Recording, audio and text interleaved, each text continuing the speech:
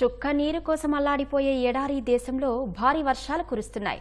వర్షపు చిరుకు కోసం ఏళ్లకు ఏళ్లు ఎదురు చూసే దేశం విస్తారంగా కురుస్తున్న వర్షాలతో అతలాకుతలమవుతోంది.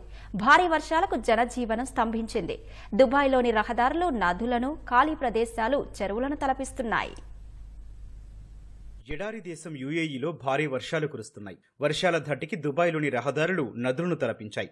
దుబాయ్ సంవత్సర సగటు వర్షపాతం 120 మిల్లీమీటర్లు కాగా కేవలం 6 గంటల్లోనే 50 మిల్లీమీటర్ల వర్షపాతం నమోదు చేసింది. వరద లోతట్టు ప్రాంతాలను ముంచెత్తింది. రోడ్లపై భారీగా వరద నీరు చేరడంతో ట్రాఫిక్ కు తీవ్ర అంతరాయం కలిగింది. ఆకాశాన్ని మేఘాలు కమ్మేసి వర్షం కురవడంతో ఎప్పుడూ రద్దీగా ఉండే దుబాయ్ అంతర్జాతీయ విమానాశ్రయం విమాన రాకపోకలకు అంతరాయం కలిగించింది. ప్రభుత్వం సహాయ చర్యలను చేపట్టింది. ఈ వర్షాలపై ఒక రోజు ముందే ప్రజలను హెచ్చరించింది.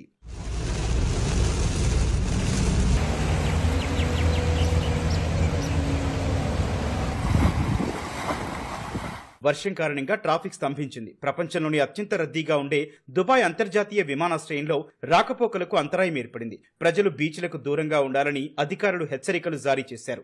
భారీ వర్షాల కారణంగా యుఏఈ జాతీయ వాతావరణ కేంద్రం యెల్లో, ఆరెంజ్ అలర్ట్ జారీ చేసింది. మరోవైపు దుబాయ్ పోలీసులు నివాసితులకు